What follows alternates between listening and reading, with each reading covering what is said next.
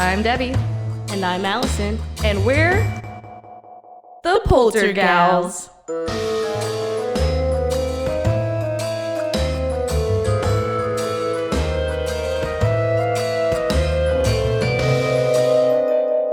Spooky. I'm Alison. And I'm Debbie. And we're the Poltergals. Well, on this week's episode, we're doing another spooky person thing. A jig. Creature? Creature. Being? Cryptid. Cryptid-ish? I don't know. Ghost. Spirit? Ghost? All of the above. Yes, a little bit of all of the above. So this one is a Banshee. Yes, so we're backpacking on some Irish folklore, if you will. So this is kind of a mix of Irish and Scottish. Yeah. It's more Irish than anything. Mm-hmm. But it falls under the Celtic mythology. Mm-hmm. And we're actually recording this the day before St. Patrick's Day. Yeah. So if you guys are listening to this, you probably already listened to our Leprechaun episode that came out on St. Patrick's Day. But we're still in a St. Patrick's Day vibe. So that's why we're still in the Celtic mood. Yeah. So in the green mood, obviously. So this one was interesting. And there are... as other like cryptid creatures, beings, whatever you want to call it, there are other like different cultures. Mm-hmm. Because they're sometimes considered like fae too, right? Yeah. Fairies. Hee hee. Yeah. So this I actually have written down that a banshee is woman of the fairy mound or fairy woman. Ooh. And this is considered to be they mostly say that she's a female spirit of Irish folklore who heralds the death of a family member, usually screaming, wailing, shrieking, or keening. Yeah. Keening. I think it just means like more yelling. Yeah. Banshees are just known for yelling. So this says that her name was connected to a mythological important tumuli, which is basically mounds that dot the Irish countryside, which are known as Sid. It has a little accent mark over the I. Singular is SID with a little accent. Yeah. In Old Irish. But what I actually found out, which I think it's in one of these books. That we'll talk about later. Yeah. They kind of go into a little bit of detail. And some more stories. Yeah. So it says, I think it's this one that I read, which is True Irish Ghost Stories. They mentioned that in older folklore, that she actually came into people's dreams. Ooh. And her appearance varied depending on who saw her. Oh, so it was like the person's vision of her. So like what they imagined her as. So it mentioned that she was sometimes young. She was what you would imagine as this old quote-unquote hag. Yeah. But she, a lot of the time, would come right before battle and would be wiping down the soldier until the water was stained red. Ooh, gross. And that was the sign that people were going to die. Ooh, spooky. And then it wasn't until more modern tellings of the story that she became as the wailing, screaming kind of banshee, this older looking like creature. Yeah, spirit. Hag figure. Yeah. Being. Yeah. So I thought that was kind of weird. And then just back to her appearance, this says sometimes she had long, stringy hair, wears a gray cloak over a green dress. Her eyes are red from continuous weeping. She may dress in white with red hair and a ghastly complexion. Ooh. According to first-hand account, which is made by Anne, Lady Fanshawe, in her memoirs, Lady Wilde in her books, provides others, which the description is, the size of the banshee is another physical feature that differs between regional accounts. Though some accounts of her standing unnaturally tall are recorded, the majority of the tales that describe her height state the banshee's stature as short. anywhere between 1 to 4 feet tall.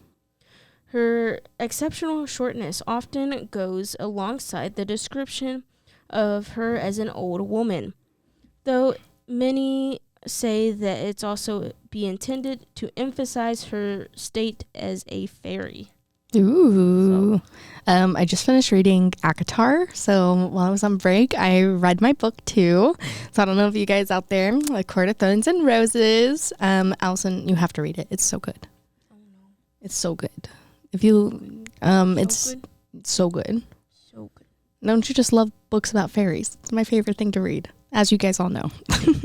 I talk about it all the time on the podcast. I just like to read books about cryptids and paranormal and ghosts, and hence we have like how many books are in your collection, Allison? Not counting the ones on your iPad, like physical. That's a great question. Probably like 100. Let's see, I have 99 books on my iPad alone. Oh my God. And then we were gifted 10 books by the amazing Lone Pine Publishing. Yes. Shout out again. We love you guys. Literally every single one of them are sitting in my living room bookshelf right now. Thank you, Lone Pine Publishing, for the sponsor. And then these 3.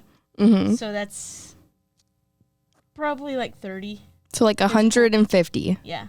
30 physical copies and then like 100 ebooks. So 100. Oh wait, and then I have a ghost book in my desk right now. Oh. So technically another one. See? But yeah, well, that's crazy. Wow. Well, and today we're talking about banshees. So too many books. Too many books. But yeah, so you know I'm all about that fae life, especially when it comes to ACOTAR and all of that fun stuff. To be fair though, I do have to subtract one of those books because 150, never mind. Mm-hmm. No, yeah, minus the one because one of those books on my iPad is a Stephen King book. So it doesn't count. I mean, yeah. Stephen King is still spooky though. The book I have, yes, is spooky. So if still counts. If you're counting like spooky books, yes, but if you're counting like true, like I say, quote unquote, true ghost books and true ghost books, what a conundrum. Like ghost encounters, cryptid encounters, then 98. So like really one less, still one about 150. Wow. Who am I kidding? Well, the more you know. All right. So, anyway. You're very well read up on this subject. Other than books. The books about the banshees. Mm-hmm. Mm-hmm. Many assume that they form of some sweet singing version of the family who died young and has been given the mission by the invisible powers to become the harbinger. Wow. The sad thing is I knew what that word was. And again, reading, processing, and saying aren't the greatest. You know, honestly, that's just life, you know? Of coming doom and her mortal kindred.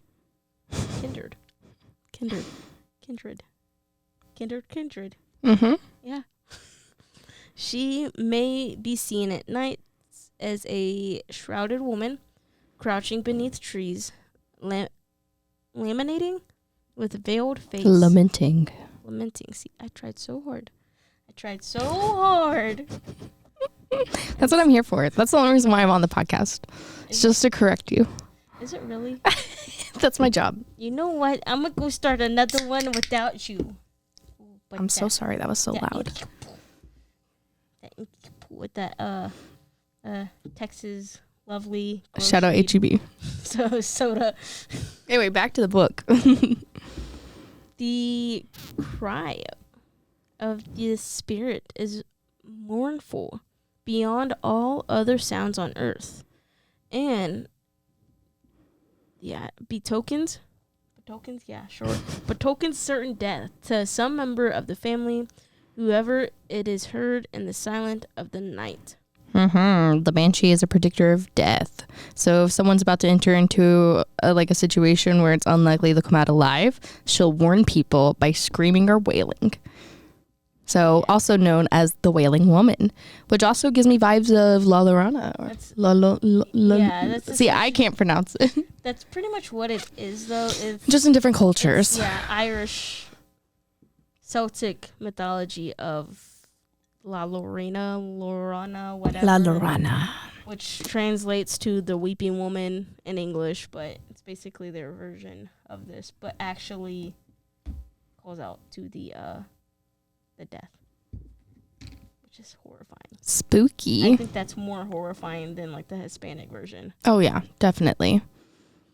So this Irish English, in the Irish English dictionary, the entry for Sithborg, I don't know how to actually say that.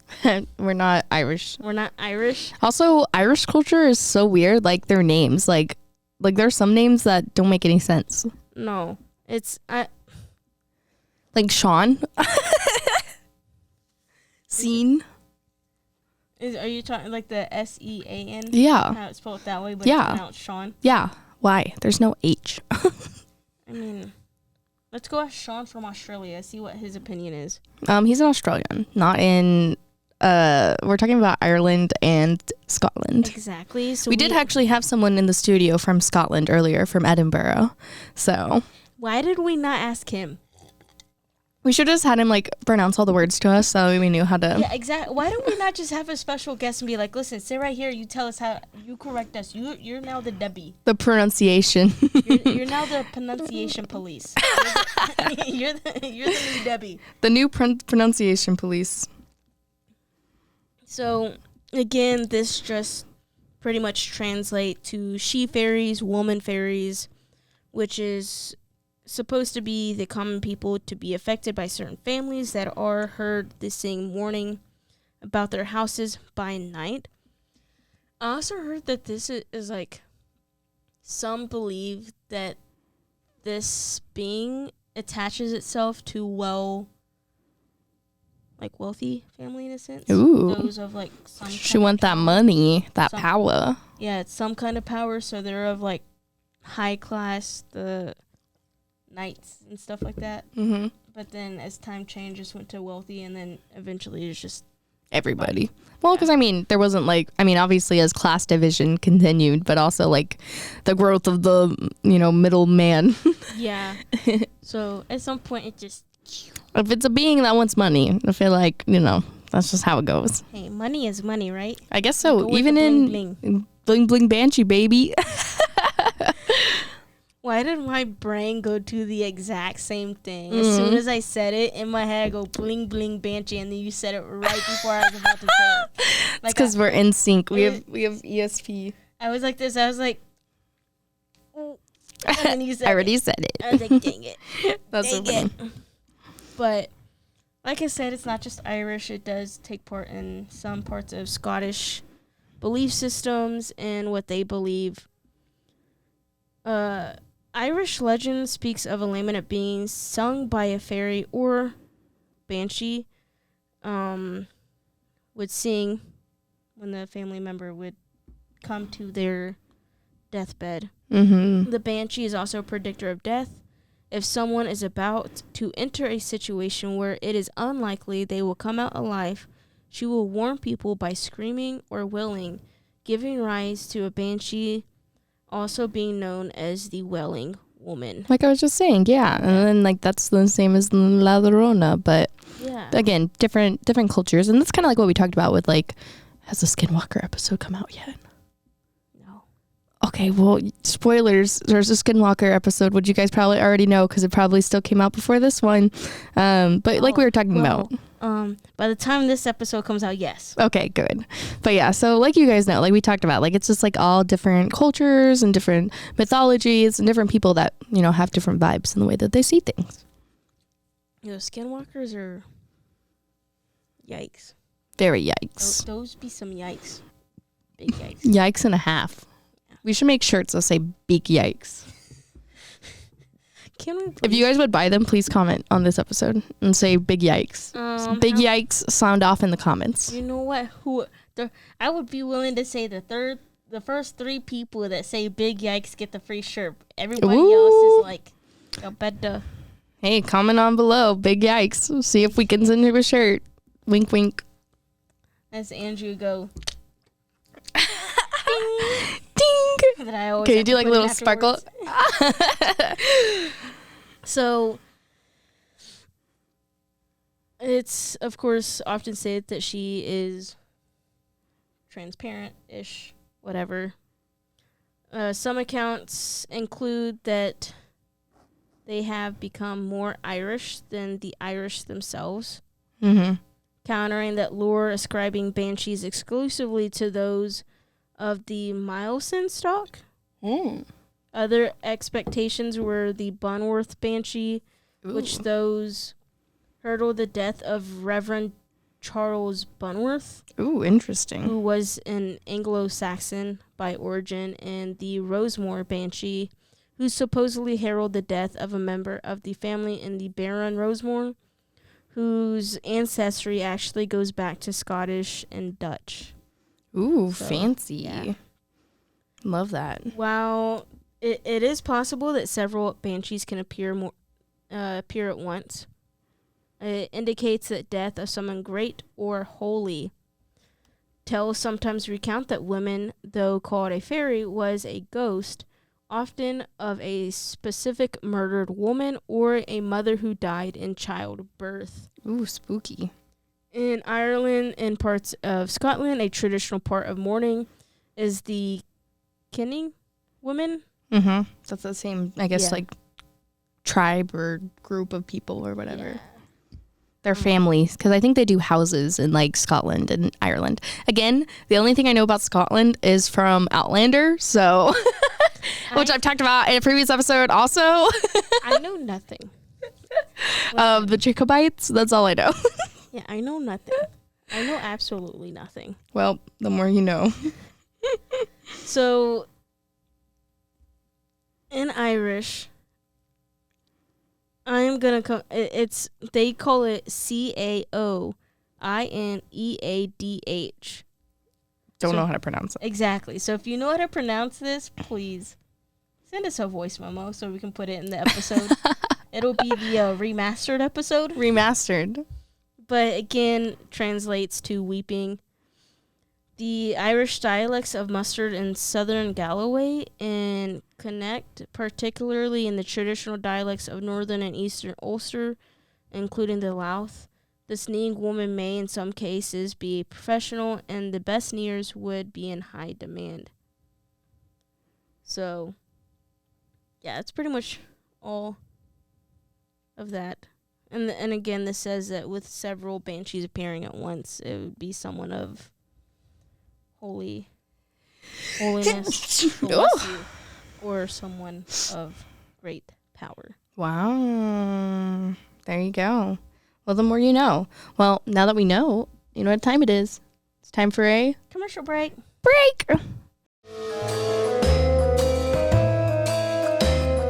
And now, a word from our sponsors. Spooky.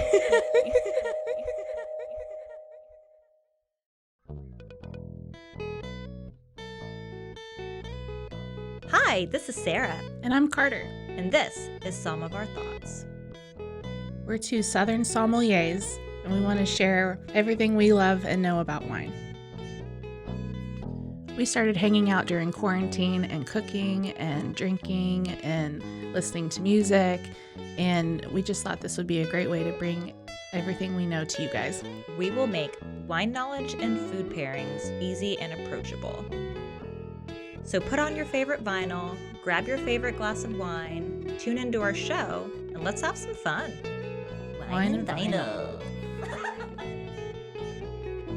So check us out on roguemedianetwork.com or wherever you get your favorite podcast. We'll be talking about a lot.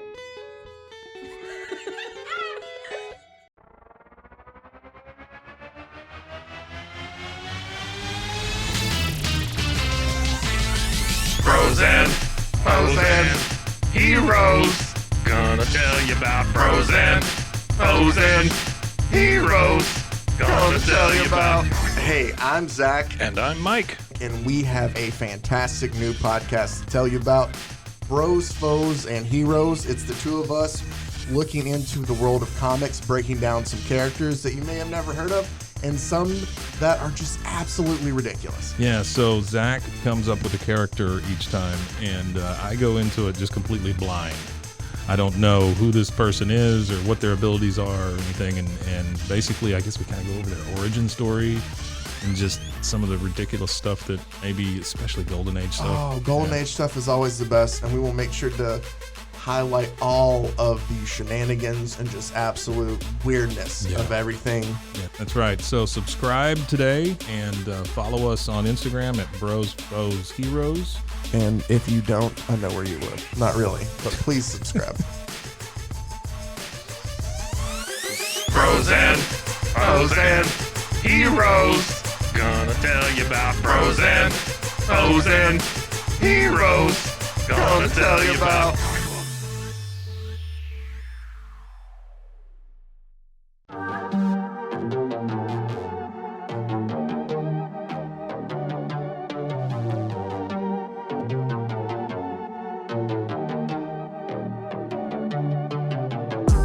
Hey y'all, I'm April, Hi, I'm Caroline. and we have a new podcast for you. What's it called, Caroline? Bloody Happy Hour. It's going to be your new favorite guilty pleasure. We're going to talk about some bloody stuff. Serial killers, true crime, Rape. rapists. Why not join us? We'll have a good time.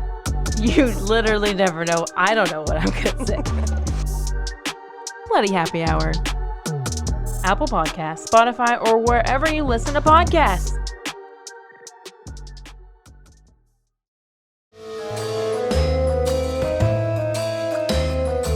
And now, back to the show. Spooky.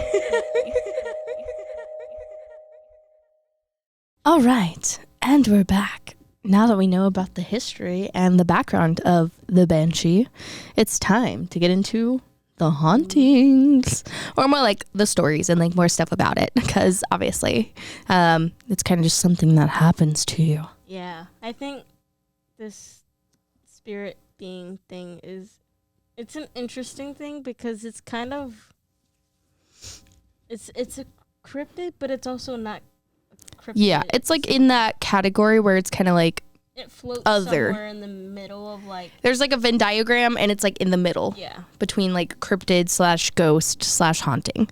So it's kind of like something we can talk about in all regards. Yeah. But anyway, so the first story I'm going to tell you about today is actually a story dating back to about 1801. So this is the story of a banshee connecting itself. So like you said, like connecting it to a wealthy family, they would connect themselves to people while they were omens, kind of like that. So we'll start there with the story. So in 1801, a banshee seems to have attached itself to the Rossmore family of County Monaghan. Monaghan. We talked a little about them. Yeah, before. which we already mentioned. So General Robert Cunningham, who was the first Baron, invited two friends, Sir Jonah and Lady Barrington, to come over and visit his house. So they were all staying at their house in Dublin, and they agreed that they would leave early the following morning. So everybody went to bed super early. They're like, let's go to bed early. We got to travel in the morning. It'll be fine. So we were like, okay, cool. So then at about 2 a.m., the witching hour, as we all know. Wait, is it 2 a.m. that's the witching hour? Or is it 3 a.m.? I think it's 2 a.m. I've heard kind of mixed. I've heard pretty much anywhere from between 2 and 4. Yeah. Is like. I think that's like the witching hours. But yeah, so exactly 2 a.m. I think it kind of depends on who you ask. Yeah, who you ask. And I mean, when we talked about like Amityville, I think it was 2 a.m. Yeah. So they were awoken by, guess what? Some wailing and some screaming. Which guess what means? There's a banshee. Maybe someone gonna be dying. Yeah. So basically, everyone was awoken. The Barringtons were awoken by the sound of the wailing and crying. They were startled and scared, and they got out of bed and looked out the window. It was easy enough to see the grounds in the moonlight, but they could not see everything out there making the sound, not even in the direction where the wailing was coming from. The house employees would not help them or answer their questions and just stayed in their own rooms. The wailing continued for about half an hour and then eventually just quieted down. Suspicious. Yeah, no. I'd be like put on edge to the max. Yep. And then suddenly they heard a voice crying out, Rossmore, Rossmore, Rossmore. Then everything was silent again, and the voice was completely gone. The Barringtons were scared, and they decided to try to go back to sleep and just like not mention it the next day. They're like, we're probably crazy. We're not going to mention this to our guests who invite us into their home. I mean, like if you were at a friend's house and you were I don't think if I were in their position, I'd probably do the same though. I mean, I get it. You'd be like, I didn't hear anything. Yeah. Not on me. I don't think I would have mentioned it. Well, they basically were like, we're not going to mention it. It's fine. So they were woken up then by a loud knock on their door around 7 a.m., which was the time they were planning on getting up anyway. It was actually Sir Jonah's employee who looked white as a sheet himself. So when Sir Jonah wanted to know what could happen, the man replied that the previous evening, Cunningham had gone to bed feeling fine, but at about 2 a.m., he soon became sick, and only about a half hour later, he then died, exactly at the time the Barringtons heard the cries and the wails outside of the home. It seemed that the Banshee was yelling and mourning his passing at the exact same time that it was happening. Yeah. Spooky. But what's crazy to think is that like they did try to talk to the employees, but they were like, nah. Well, I'm pretty sure like the employees, they were probably like helping him, right? Because they were probably just like in their room like, hey, what's going on out there? And probably like no one just came, right? At least that's what I imagine these like giant manors or like castles or whatever. I mean, still though, for them to be like, nah, we Gucci. Nah, we good. We staying in That's a here. little suspicious. But this was not the only time that the Banshee would cry out for the Rossmores. It's actually been said that every time a member of the family died since then, the terrible cry of the Banshee can be heard, and its sadness still echoes into the night to this day. Yikes. That's spooky. But again, that's just one of the families that it was connected to, and one of the stories that is more known. Which we did mention the Rossmores beforehand, so it's kind of like a known thing. Mm-hmm. It just kind of goes that way. And then, according to Irish folk beliefs, with a member of one Ireland's nobles family is about to die. So again, that goes back to it's a noble, it's a person that has money. It's it's like a tragedy, to have them die. It's not just some Joe Schmo off the street. And it wasn't until modern day that it kind of switched over.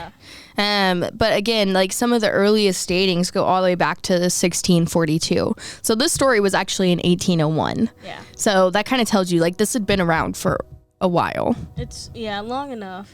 Yeah.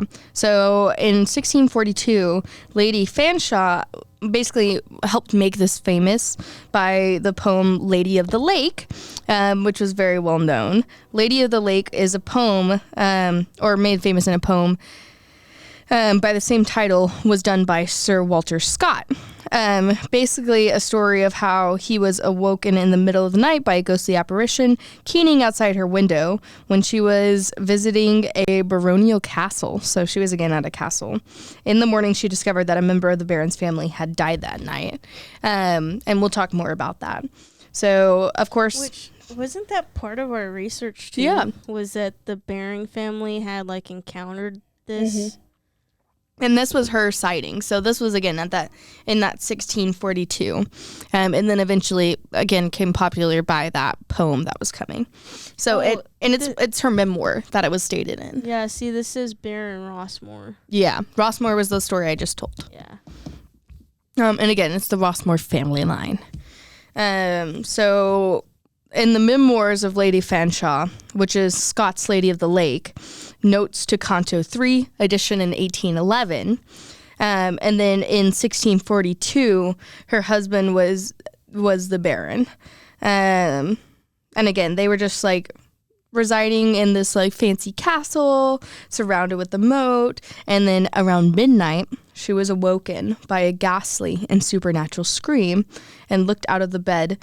Beheld in the moonlight was a female face and part of her form hovering just above the window. The distance from the ground, as well as the circumference of the moat, excluded the possibility that this could be like a real person. Like, she was like, there's no way a person could just be like standing in my window right now.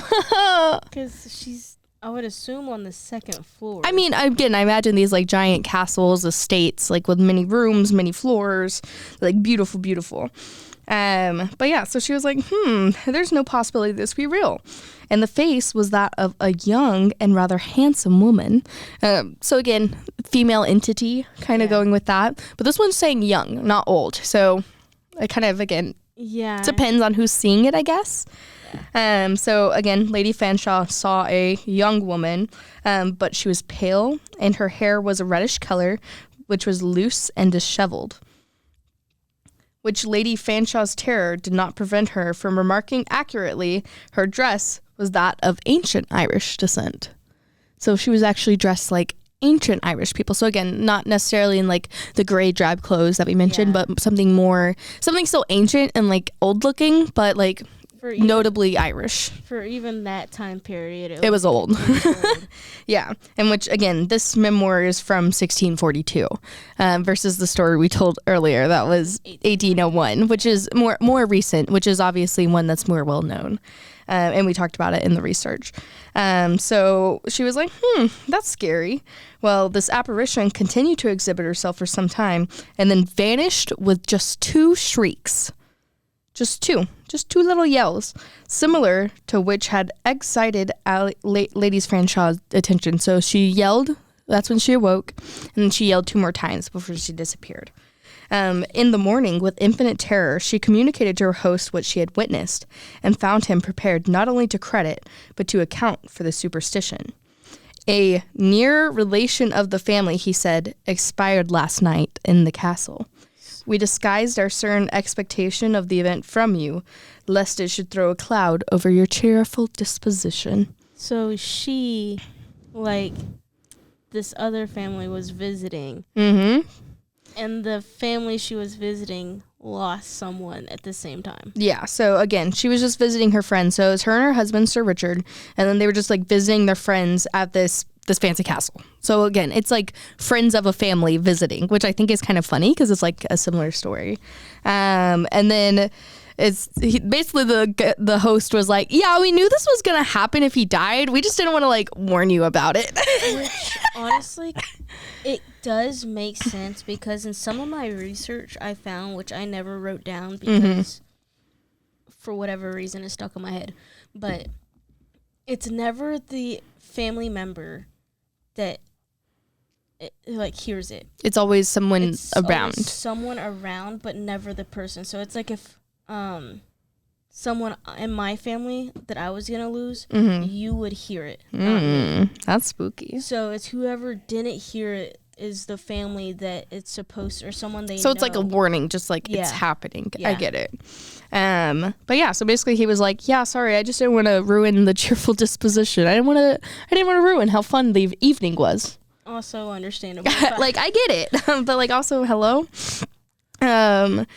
Basically, he was like, yeah, so before anything like this ever happens in our family, this female specter, of whom you probably just saw, is believed to be the spirit of a woman of inferior rank who one of the ancestors degraded himself by marrying.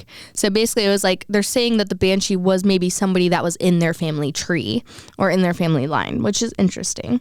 And then basically the person in their family was dishonored by marrying her. So it was just like a lowly person. They were basically a noble family because one of his ancestors married a woman that was of lesser rank. Yeah, but then it says that basically afterwards, after marrying her, his family was still upset and felt dishonored by the marrying. So his family actually had her drowned in the moat outside the castle.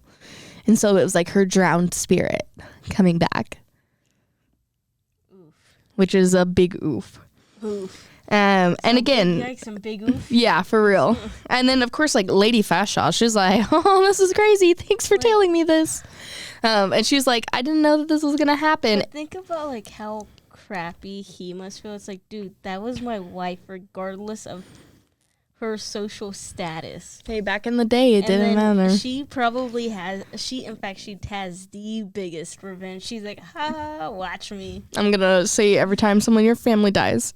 But yeah, so at the time, like, and again, banshees weren't like a known thing. So this was like the early dating. So this was Lady Fashaw's memoir that like got the idea of a banshee started, but it came from this family. And again, like with this, like she had never heard of the term banshee before. So she was like, I'd never heard of a banshee. And she basically said the motive of the hauntings is akin to that of the tale of the Scotch drummer of Cortichi. I don't know. I mean, I kind of think that. But basically, it's like the same story where the spirit of a murdered person seeks the family for revenge and appears before death. So apparently this is also related to another Scotch tale from even before that. So I mean, I kind of feel like... And there's other stories, I'm sure, that like are like this as well. Yeah, I feel like during this time, though, would they have even named something like this? Unless it was just like... I mean, yes, there's written accounts, but I don't think they ever, like, spoke much of it unless you're close to the family. Exactly.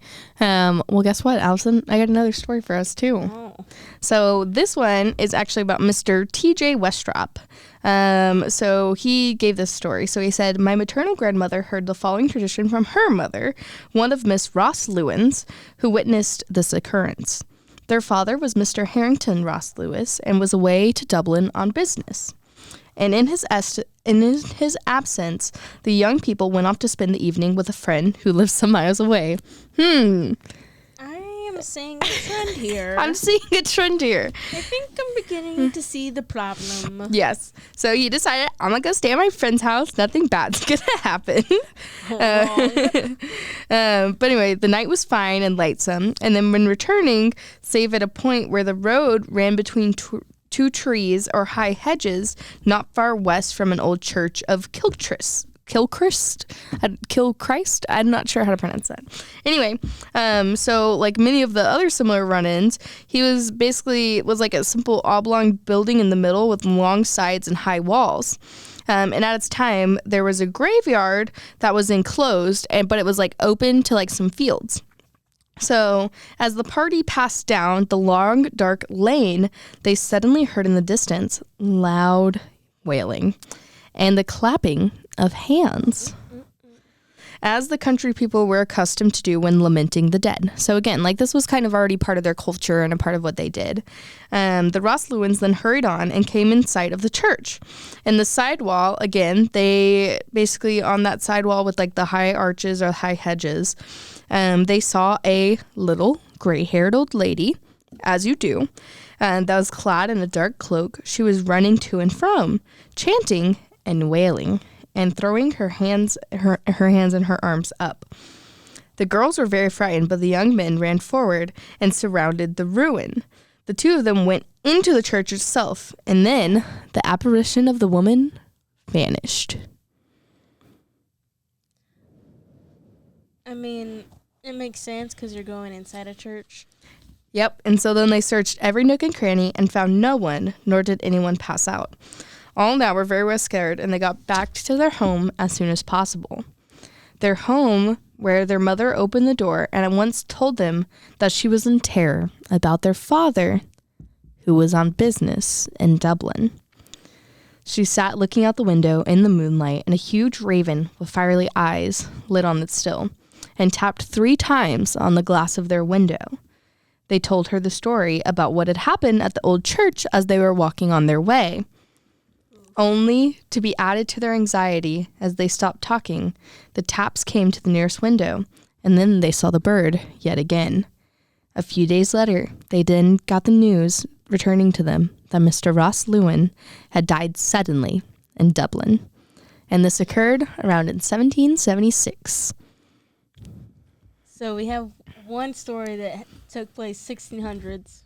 So we have 1600s, 1700s, 1800s, and then there are so many more. Like there are stories in the 1900s. I have a few other stories in here that go on, like the early 19th century. So again, this is just kind of like something that happened. And then basically it was just like, oh, we saw this lady freaking out and wailing at this old church. And then the mom's like, Interesting. Interesting. I think this really takes an account for, like, what we always say, it's people, place, time. And then, like, how it appears to them. Mm-hmm. Because in every account, it seems a little bit different. Yeah. And again, an old woman versus a young woman, but again, still the wailing. And like this one, the lady was clapping or like throwing her hands up, which I guess again was kind of part of their culture for like, you know, already dealing with the dead. So it was kind of just something they already did. Yeah. And I'm assuming it's another like one of those like in transition kind of things because like I had mentioned before, in old Irish folklore, it was a dream. So, and then it just kind of changed. And again, these things just slowly change over time anyway. So, interesting. But yeah, those are the stories of banshees. And again, there are many more. So if you just look out there, you're going to find 100 stories of banshees. I'm reading right now the True Irish Ghost Stories, again, as we showed off earlier. So it's kind of interesting that it's just like a compilation of stories. Yeah. And like, again, like most of these noble families are like families that have been in Ireland or Scotland for a long time have stories of the Banshee. So it's kind of like, if a lot of people have similar stories, then all are about the same. I feel like I feel like that's a little suspicious. It's a little suspicious, and it kind of proves. We don't like to use the word proof here. We just like to say it gives, I don't know, credibility. Sure. But yeah, so today we learned about the Banshee, and I hope you guys enjoyed another episode of the Poltergeist. Do you want to open your basket now? Do you want to open your gift? Do we have time, or do you want to make a separate video? Oh, I figured have that as like a bonus. Okay. All right. Well, thank you guys for tuning in this week. Don't forget to comment down below. Big yikes. Big yikes. Big yikes. Check out our Instagram and our Facebook, as well as don't forget to follow, like, and subscribe. That's all for this week, folks. Bye. Bye. You've been listening to The Poltergeist, a Rogue Media Network podcast.